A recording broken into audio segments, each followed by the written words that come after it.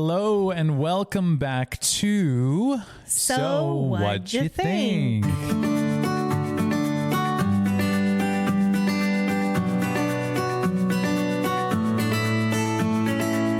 I'm Jaime. And I'm Karen. And today we are talking about a documentary called Won't You Be My Neighbor? Mr. Rogers. It's all about Mr. Rogers. And I mean, I have questions for you, but what'd you think? What was your first impression? I mean, of the documentary or of the documentary? Everything about it. I mean, you can dive in wherever you want. Yeah. Okay. Yeah. Well, yeah. At a top level, yeah, the documentary was very well done. Mm-hmm. Just really nice tone, like a very appropriate tone. It flowed really nicely. I can't believe some of those people were still around. I mean, his wife was in there. That was really nice. I know. She offered like some just real humanity. Really nice. Very sweet. I mean, yeah, of course you're Mr. Rogers' wife.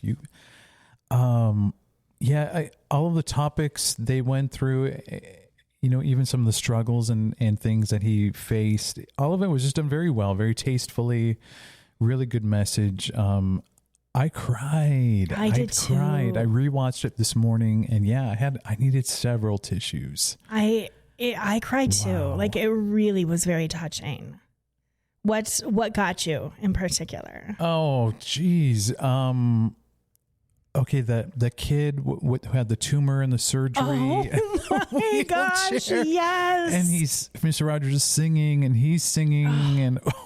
And it was beautiful. It just was a beautiful moment. Oh my gosh. Did you happen to watch like the credits? Did you watch like towards like the end? Yeah, credits? When he comes back out on stage as an adult, and Mr. Rogers cannot help but just go up there onto the stage, talk to him. Yeah.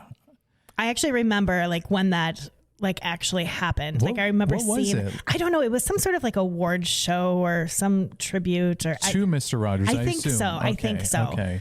But I remember seeing that clip before of like him just that was awesome. What about you? You said you cried too? Yeah, that moment did it to me. And there were just several moments. Oh, I know. The other one that like I was full on emotional was when Daniel Tiger was asking what's her name? The human. Aberline. Yes, Lady Aberline. Lady Aberline. If he was a mistake. Okay. And like you just got this sense of like Mr. Rogers' inner monologue of his own worthiness. And then when they were talking about it, I'm like tearing up right now. When they were talking about it and how like they purposely did it as a duet where like her response was about how like you are worthy and you're my friend and you're lovable. Yes. But then the Daniel Tiger's response wasn't to just be like, oh, okay, I'm good. My doubts have gone away. No. That like they sang their parts over each other as a duet. Oh my gosh. That like you can have your doubts, but you're still with somebody who's expressing their support at the same time. It's like, yeah, that those can coexist and that we like by honoring and like validating our own feelings, like don't expect them to just go away, but it can coexist along with like love and support. Oh my gosh. I was like wrecked. Me too. And I just kept thinking like that hasn't gone away. Like I'm 45, that I still deal with that struggle. Like, am I lovable? Can I love? Is my love worth anything to anybody? And it doesn't go away. But I wonder, so what I am, and we can talk more about this at the end in our final thoughts, but I keep wondering, who would I be? What kind of person would I be if I hadn't grown up watching this, like having these messages in my head? Like, is it just me? Like, do you have those thoughts? I do. The feeling, like the doubts and that kind of thoughts. Just all of the, I was gonna say, the messages, just everything. Like, I mean, I think it's a very human experience, and I feel like very few people were willing to talk about it like Mr. Rogers was.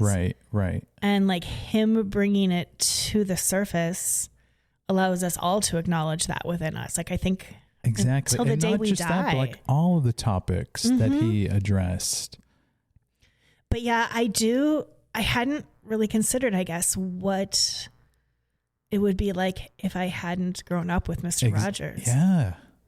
Like we can't know exactly the impact watching Mr. Rogers had on us growing up and how it has shaped the people we are today. And I'm kind of scared to consider what I would be and think about all of like today's kids. I'm out of touch with what today's kids watch and what they're exposed to, but you're closer to it.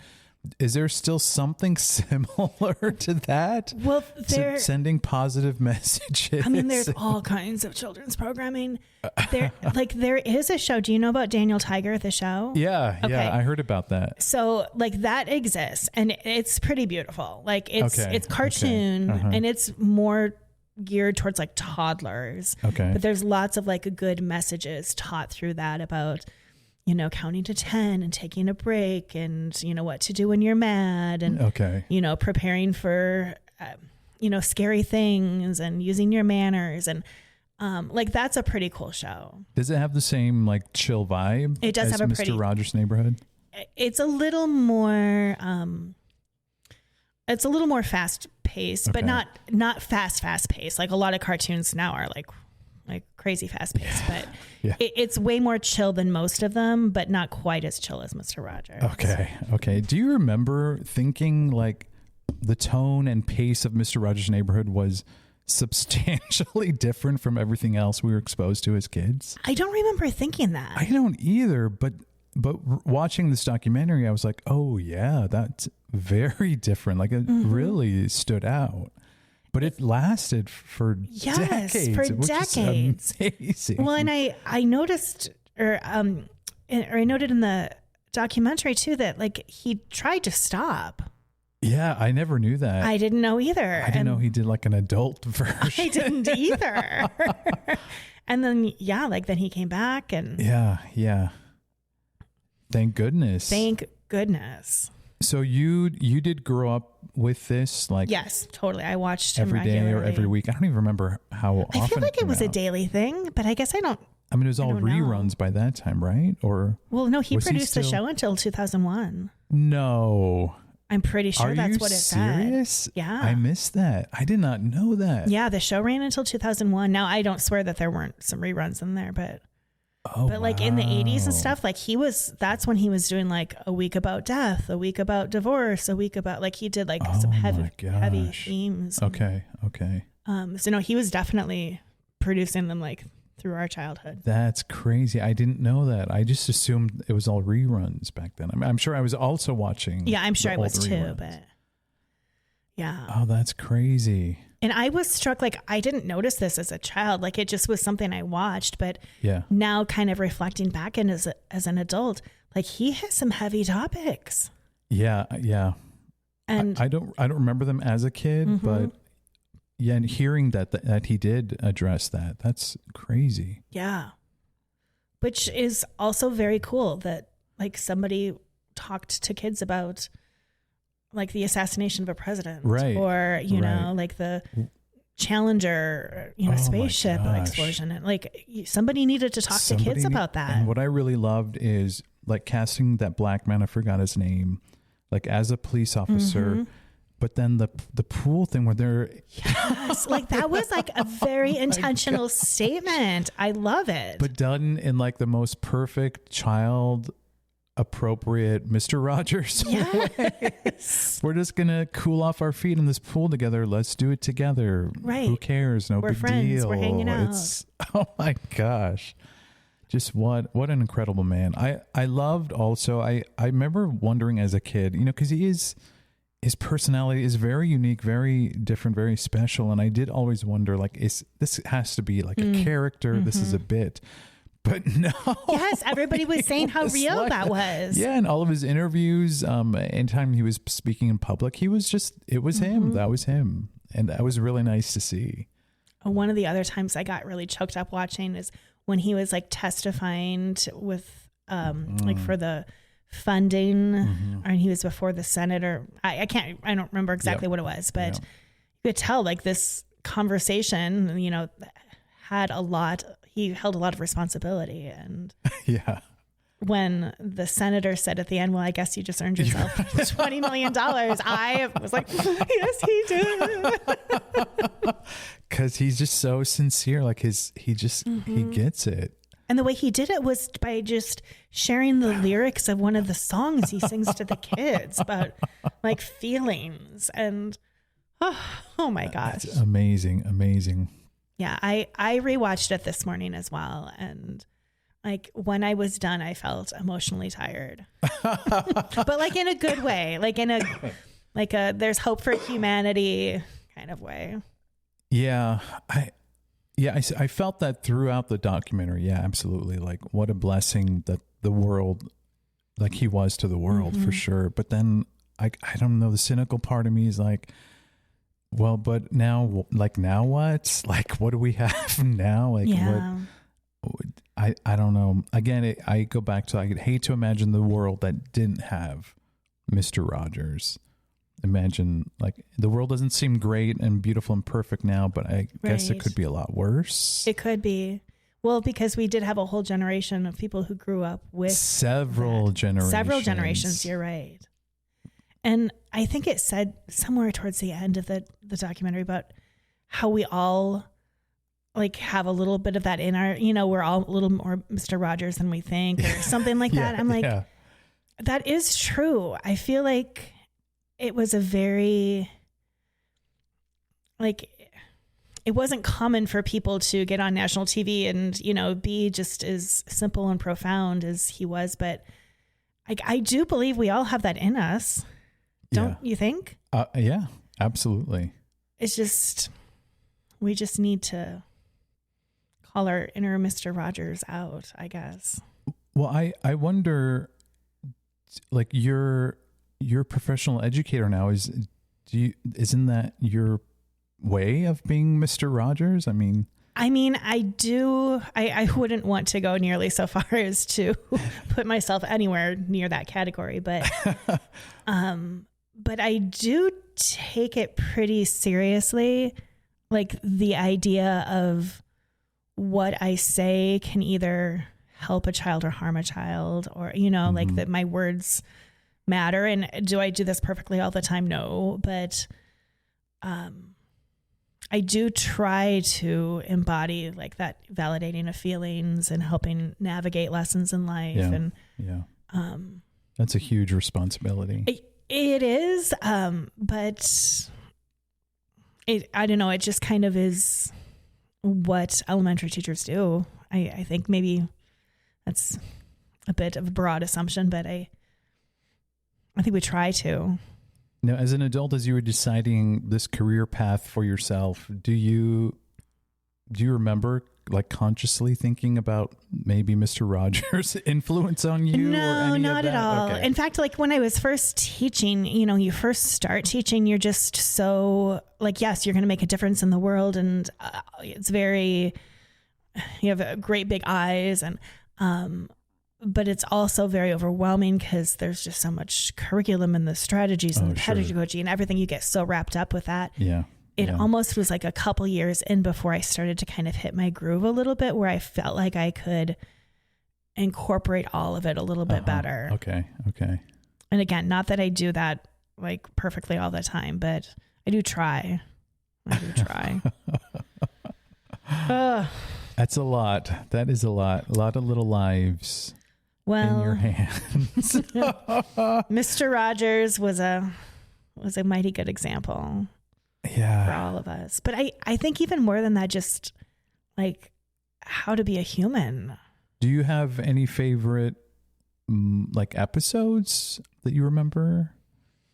I don't remember the specifics, a lot of them, but I do remember like he took us on a field trip to like a crayon factory once. That's the one that I cannot get out of my brain too. Okay, it must have been like a really cool thing. Yeah, it was so cool. I remember being fascinated by that because I had no idea how they made crayons. I had no idea, and it's just done so incredibly precise. All the machines, the factories. Oh my gosh. And it was probably like a 4-minute clip or something. Right? Yeah.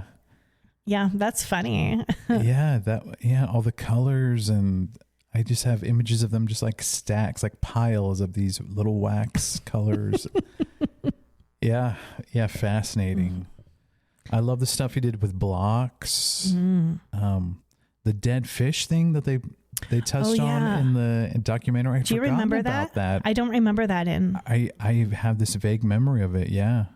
Because I think my fish must have died too when I saw that episode, yeah. Could relate. Crazy. And I loved the Land of Make Believe too. Just, I loved all of the puppets, and I don't know. I thought it was pretty cool too how they noted that Fred really was like Daniel Tiger. Yeah, like that's alter kind of ego. And then, but as he aged, he became more of King Friday. Like he became kind of like a little bit more like righteous indignation with like some of his big beliefs, and I kind of love that too. That's cool. Yeah. But yeah, that he was Daniel Tiger. Good stuff. Good choice. Good choice. Well, I'm glad you enjoyed it. I did too. Yeah, it was nice to see that. It was really nice to see just him outside of the shows, like just him as a real person. It was cool to see his kids on there too. That was nice. I like they noted that like at the dinner table, if he was going to say something that was a little out of Mr. Rogers' character, that he would do it with Lady Elaine's voice. I think that was a fun. And I liked his sister. She was a good sport about that. Like, I guess the joke was that Lady Elaine was, after him. Yeah, after her. They kind of even look They did look a little bit. But yeah, she was good about laughing that off. That was good. I did not like that character, that puppet, Lady Elaine. Didn't either. Ugh. And why did she have such a red nose? Was she an alcoholic? Is that what they were trying to say? Why do alcoholics have red noses? They can, yeah. I didn't know that. Yeah, they get redder faces, especially in their nose. And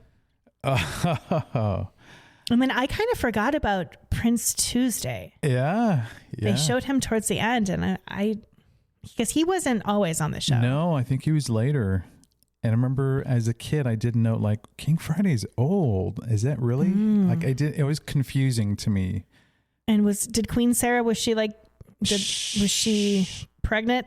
I don't know. I don't know. Did Mr. Rogers address that? Did Pregnancy. He just show up one day? Okay. You should have researched this. We should have been watching this already. Okay, I will find that out if I can. One funny thing we did in my house growing up, because my mom is very silly. I don't know how it started, but when somebody would say something, and the normal response is like, yes, like, you're right, or that's correct. She turned it into correct as usual, King Friday. And like that always became a response. And I don't know if it was, I can't remember if she was sarcastic or if it was just playful. I don't know, but that's something that sometimes pops in my head. That's cute. Correct as usual. Like, King you would say Friday. That to her, or she would say that to you, or both ways. Yeah, okay. We all would just say it like, yeah, correct as usual, King Friday. I think it was like a teasing. If somebody's being bossy, I think. That's cute. Very funny. Oh. Well, good. Yeah. Good choice. So I'm definitely going to watch. My parents recommended that Tom Hanks movie now. Yes. I think that's going to be next for me to watch. Okay. I did feel like I saw it when it first came out in the theater, and I enjoyed it, but I kind of don't remember it. Okay. So I may have to rewatch it too. Yeah, they highly recommended it, so I'll check it out. All right. Well, let's take a little break, and we'll be back in a minute. We'll see you soon.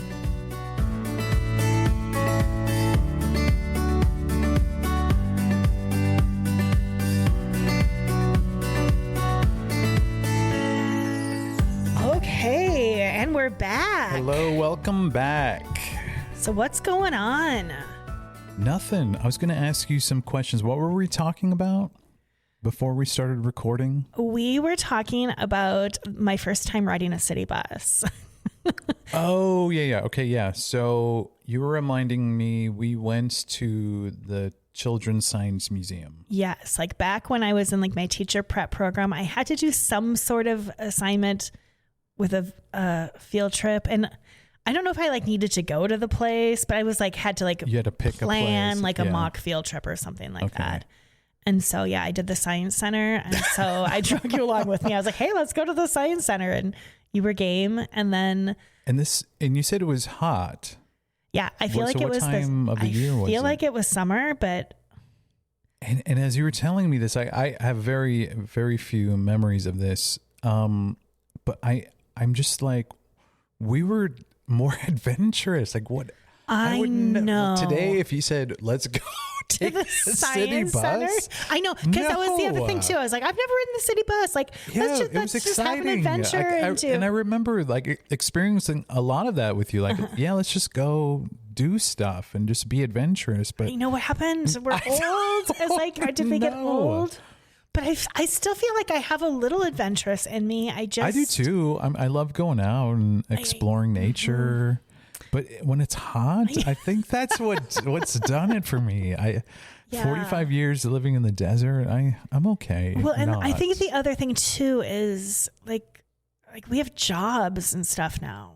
We do have jobs. Well, we had jobs back then. We did, but I don't know.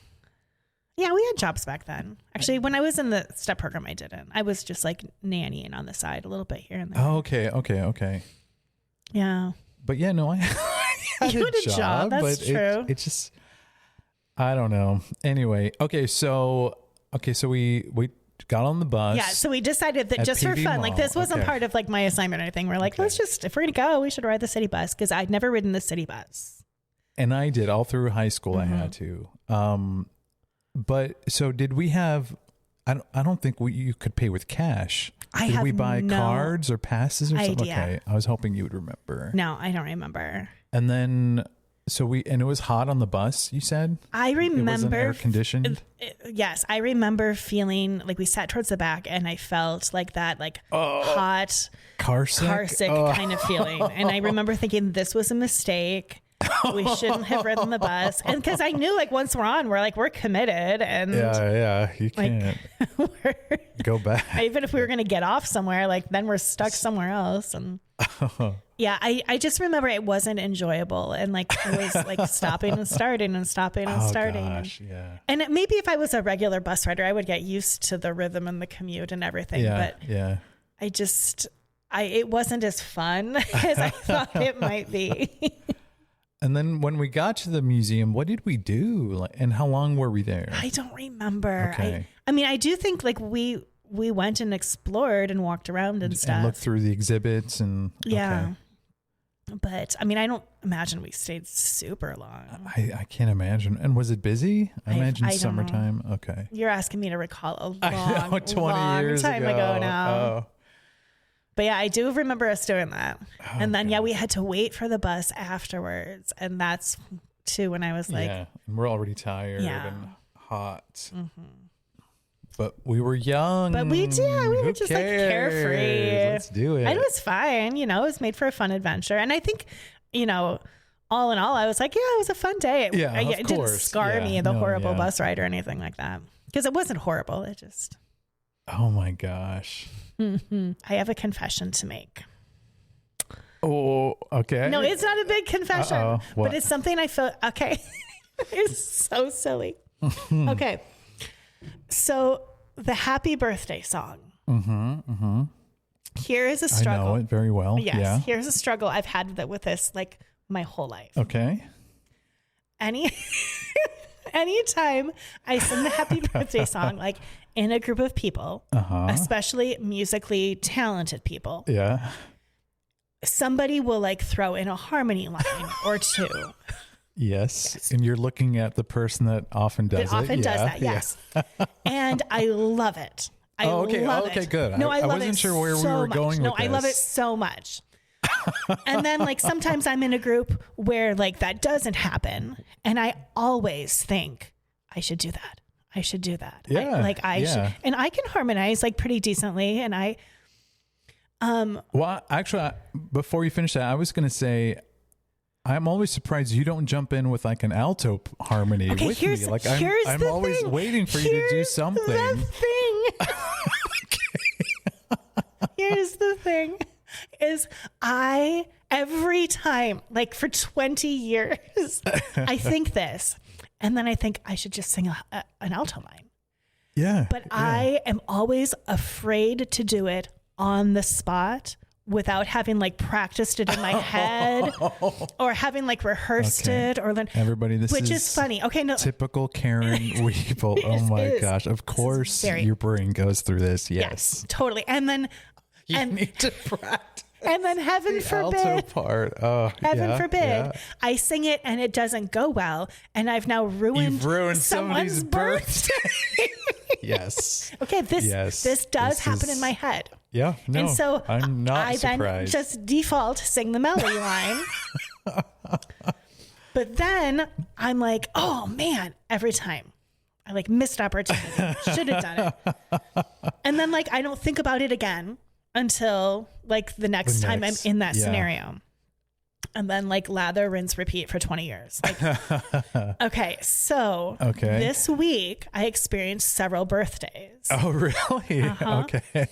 So we sang to your niece Sophia. Yes. Over the weekend, and I had the thought then. And so I went home, and the next day I was like, I'm doing this. I'm going to learn an alto line. I'm going to practice an alto line. I'm going to get good at this so that I feel so confident that I don't overthink it. And then and I did. I totally did. How did you learn it? Well, first of all, video on YouTube. First of all, I just was kind of just singing in my head, you know, and then I was like, no, I need to like sing it against a melody. Right. So I did like just YouTube, and then I was singing it. Oh, okay. And then because sometimes I overthink, I was like, okay, maybe there's just like a good alto line that because it's not super hard to come up with an alto line to that and it's just like at the end. It's just at the end, like the last phrase or two. And so, but then I started to like YouTube different ones, and then it got complicated because there were so many different ones and people with this harmony and this harmony, and I didn't like them all. And some of them was like a mixed high and a low. And then some of them was like harmony for the whole song. I'm like, I don't really want harmony for the whole song. So then I just kind of was like, wow, that got really hard, way harder than it should have. And so then I just like committed to one, and I practiced it and I sang it over and over. And it happened to be my friend Jillian's birthday that day. Okay. And like, she's a college friend and was like a group text and everybody's wishing her happy birthday. So I am literally walking around my house singing happy birthday, dear Jillian, with this alto line over and over and over and over again. Okay. Because you're going to sing it as a group? No. Together? Oh, just because like it was in my head. Everybody had been texting all morning, happy birthday, Jillian. Okay, got it. Yeah, no, we weren't going to actually sing it together. But it just became the song. And then I'm like, okay, I need to record it for myself. So I just like made a little voice note. Yeah. And then I did that, and then I would sing the real happy birthday over it just to make sure that sounded good together. Yeah. And then I recorded just like a regular, just me singing happy birthday, and I would practice singing the alto against it. Perfect. Love it. Yeah. And so then I feel like I was like, okay, I'm good. I have mastered this. I can go on the rest of my life and be the one who sings an alto line. And then on your birthday, I panicked. And I was going to say, I don't remember hearing anything. He didn't. It was like, so like the song was halfway over and I was like, oh shoot. And I didn't. And I'm sorry because I was prepared for the moment. And like in this clutch moment, I just That's okay. fell back. That's okay. So I did not sing in harmony for your birthday, and I'm a terrible friend. You're not a terrible friend. Okay. You're not. You're off the hook. I forgive you. Thank you. No forgiveness needed, but that you're is forgiven. my long story about singing happy birthday. But I'm thinking, I'm kind of glad you didn't, because I think the best harmony at the end of that is that tenor part, that like goes up a third. I agree. And I think an alto without that I would kind of feel like I agree. kind of out of place. Okay, like feel- most alto parts, you kind of need all. Unfortunately, I know. that's how choral music works. But yeah, no. So it was a gift. You didn't. You might have ruined it, adding the weird floating alto part. I was afraid I was going to been ruin weird. it. No, and I good. didn't want to ruin a musician's birthday with a bad happy birthday It's a lot song. of pressure. So I don't know if I ever really will do it in reality.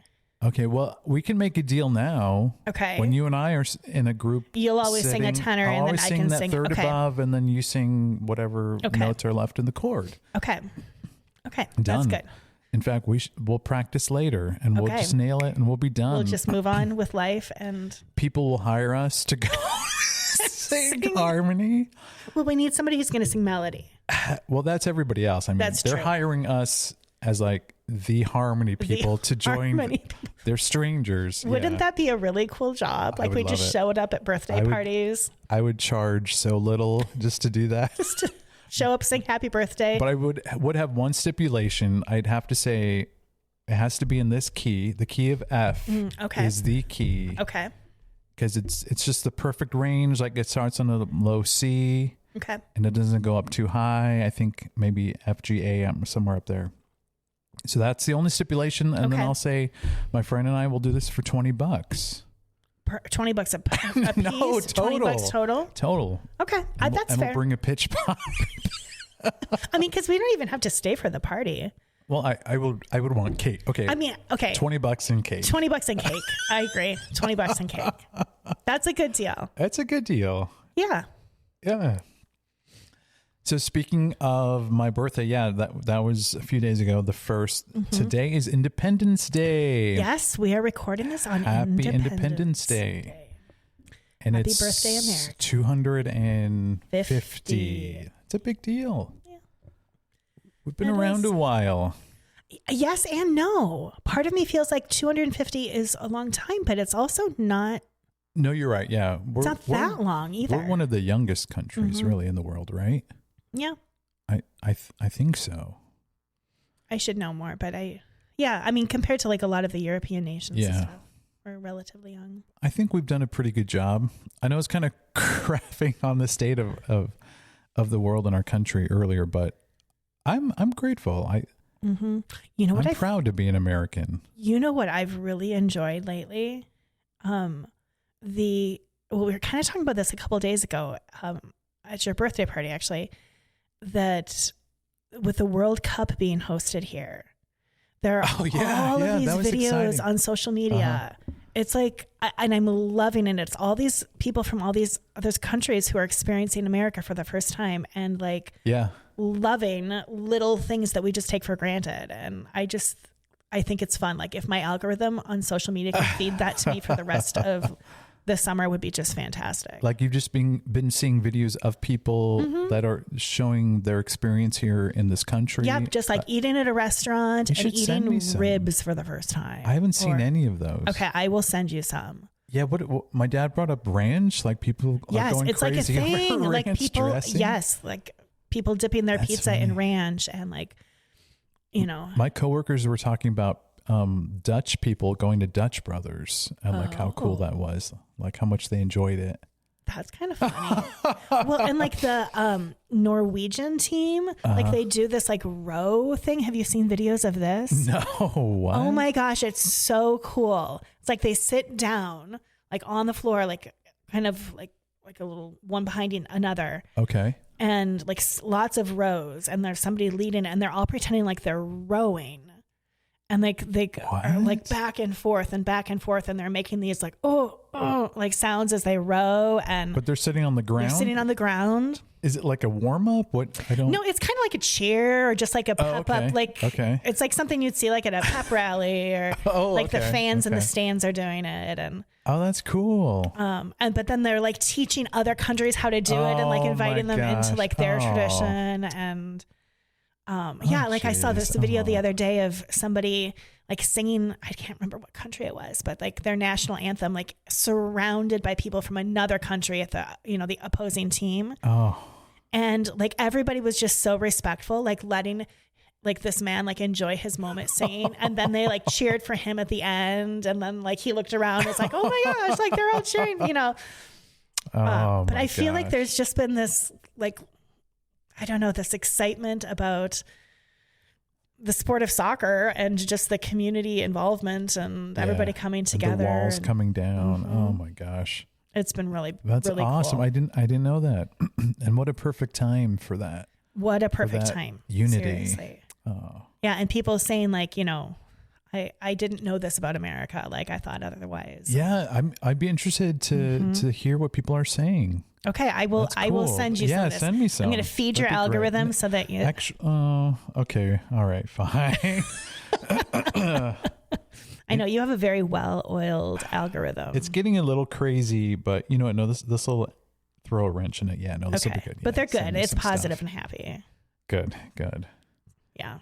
Oh, go America. Yeah. And like, okay, bringing this full circle. Yeah. It's like, go community. Go community. Go world, like global community. Yeah. And like just a lot of this whole like World Cup thing is about welcoming people into their towns and communities and customs and things like that. And that's very neighborly. And speaking of Mr. Rogers, that's kind of exactly what he was after. Like us just remembering we're all the same. Exactly. We're really not different. We're all human beings created by the same God. We have that same light, that same love, that same worth. Why do we spend so much time and energy in conflict and being afraid? Oh, what a great way to wrap this up.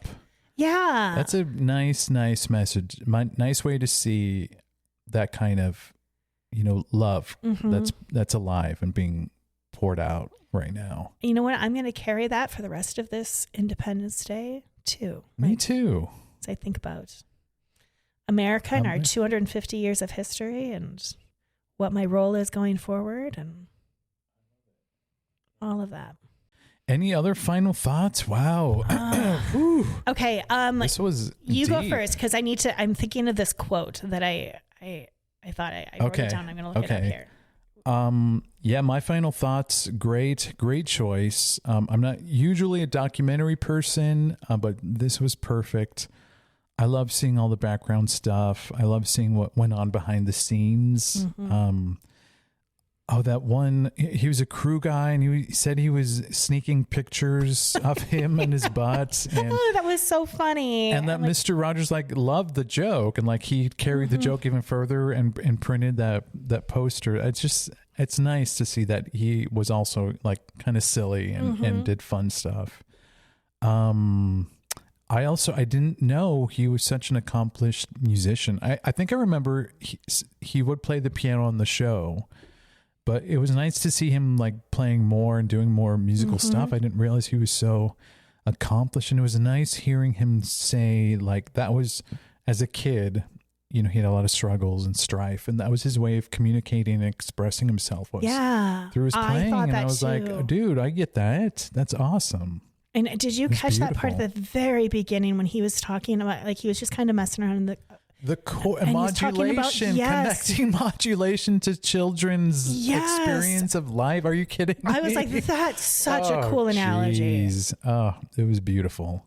It made me miss being a music teacher. There's a brief time I was teaching music at the same time I was doing the parish stuff, and I had gone to a program at ASU. It was a master's level program for music education, just like a crash course. And it was in a specific technique called ORF. Oh, I kind of remember when you did that. Yeah. It was amazing. I learned so much. ORF was like a 60s. It was very hippie, very experimental, but it was all about just through music and rhythm and all the elements of music, like just giving kids a space to just be expressive, to be themselves and to be kids, instead of, drilling theory and notes and like turning into like a very strict classroom setting. Like just let them be free and creative.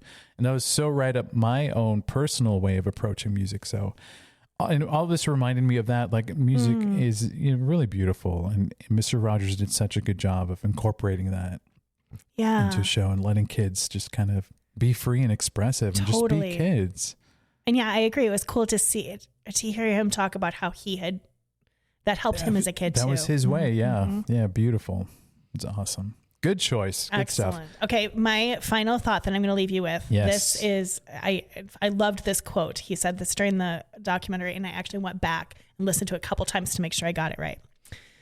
He said, the only thing that ever really changes the world is when somebody gets the idea that love can abound and can be shared. And I thought those are some words to live by, Fred Rogers. There we go. Beautiful. Love it, love it, love it. Love it. Okay, what's next? What are we watching next? We're going to switch gears. Okay. This is going to be, it's called Inception. Okay. Starring Leonardo DiCaprio. It's not scary. Okay. But it is intense. Okay. It's very mind-bendy. Okay. Yes, but you like to bend my mind. It's not my goal. My goal is really just to get you exposed to like these movies, like The Matrix.